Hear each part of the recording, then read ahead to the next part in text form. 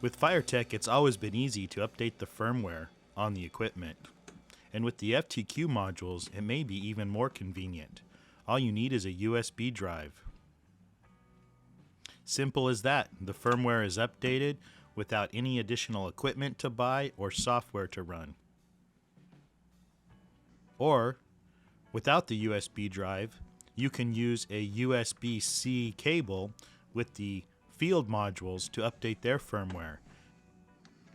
Simply connect it to the computer and power it on in the firmware update mode, and it will appear as a new drive on your computer. You can delete the current firmware from the module and then simply copy over the new firmware into the module drive.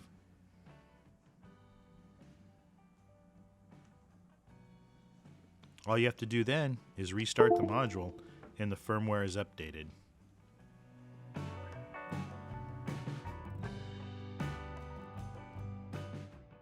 To provide a little bit more information, we're going to walk through an example here where I have a beta 0.54a firmware, and in here you can see I've got a folder for the FTQ-16x16 and within that folder there are two firmware files, one for version 1 and one for version 2. These correspond to different hardware versions.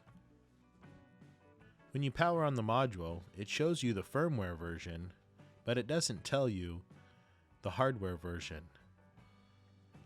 To find the hardware version, hold down the backwards blue button and then power on the module. It'll go into the firmware update mode and it'll show you the version. Here it's version 2 for the hardware. It also tells you what the file name needs to be. In this case, 16x64v2.bin. That should be the file name that you copy over to the USB drive. So we can plug our USB drive into the computer and load the version 2 firmware. Now I'm going to delete this previous firmware from the USB drive, which was actually a 0.51a firmware. Now we're going to select the version 2 of this firmware and just drag it over to the USB drive.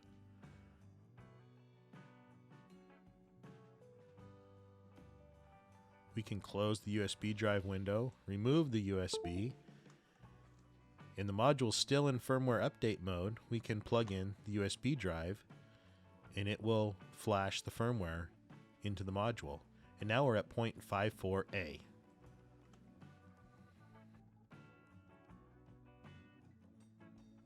We'll let it continue its self-check and power on.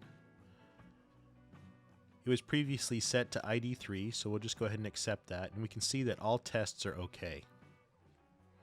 Now, I'm going to power this off and show you you can plug the USB drive in first, and then by holding the blue backwards button, power it up into the firmware update mode, and it will automatically re-flash to the firmware on the USB drive. You can also use a cable connected to your computer to update the firmware on the FTQ field modules.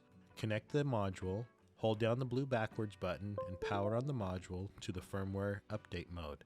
This will open up a drive on your computer for updating the firmware on the module, and you'll notice that the firmware will be suffixed with the hardware version, in this case version 1. Now we'll delete this previous firmware version and we'll select the correct version of the new firmware and drag it over to the module drive. Once it's copied over, we can close that drive and then restart the module, and we can see that when it starts up, we're now at the new firmware, in this case 0.54a. Now we can let it go ahead and power up, and we can see that all tests are okay, showing that it has successfully flashed that new firmware.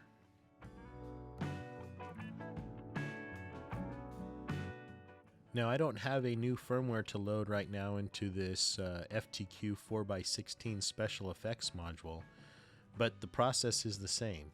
You hold down the blue backwards button while powering on the module and it'll go into the firmware update mode. And you can see here it says 4x16 version 1.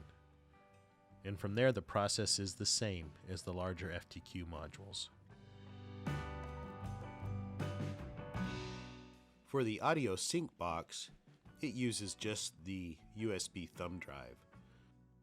We'll put the USB thumb drive in the computer, and we'll go to the audio B.001 file here.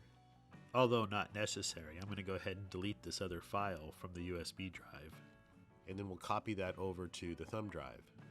We can now close this drive and remove the thumb drive. Now we'll start the SyncBox up just like the FTQ module by holding down the blue backwards button and then powering it on.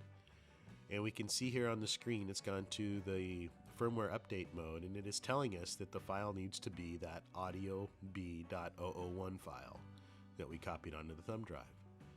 We can plug the USB drive into the SyncBox and it will flash the new firmware onto the SyncBox.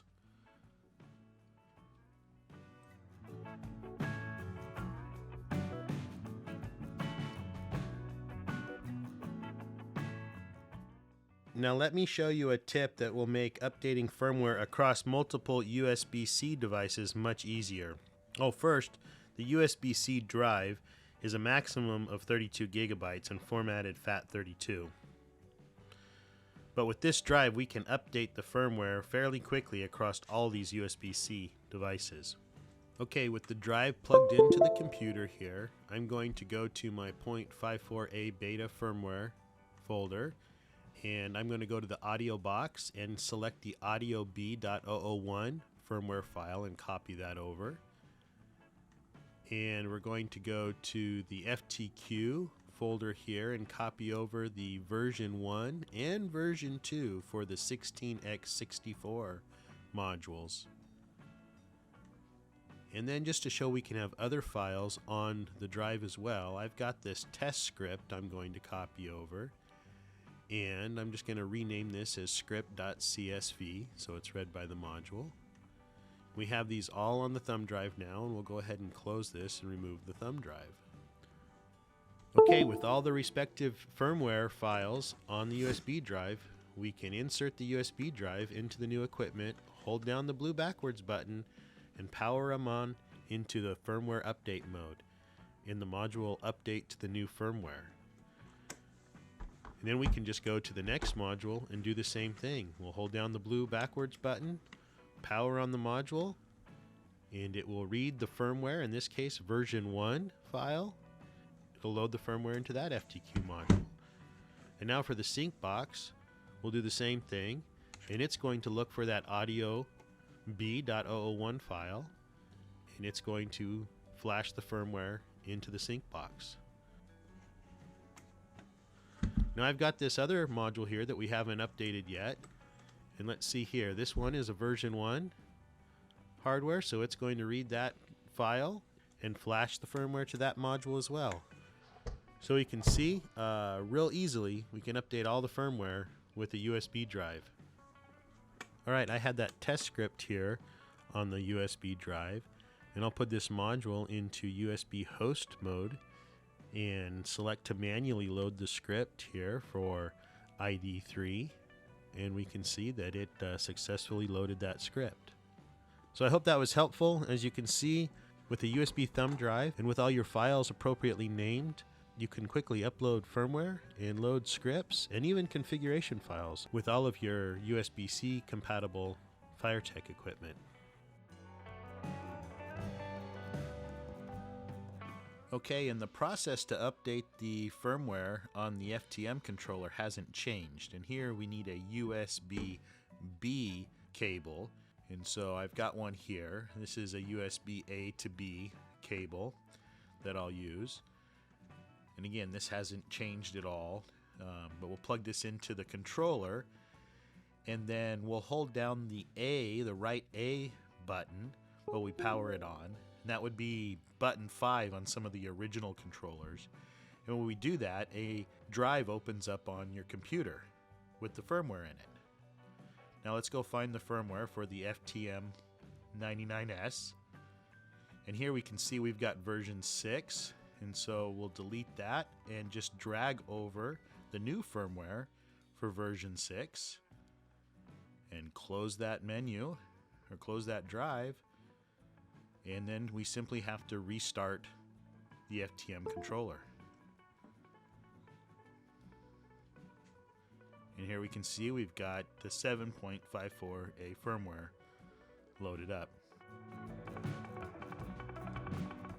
For the original FTH modules, the process is the same with the USB A to B cable, and you hold down the blue backwards button while you power it on, and the menu pops up and the drive pops up on your computer to exchange the firmware.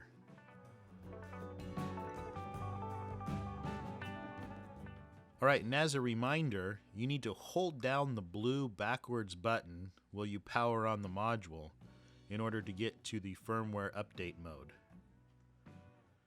If you power on the module first and then hold down the blue backwards button while it is powering on, you'll go into the module options menu on the FTQ modules. This shows you what you have on the module, and in this case I've got the fireTEK wireless mesh network, the timecode in and out, DMX output, GPS is not activated for this module, the small remote is active for this module. You can find out more about these options in some of the other videos.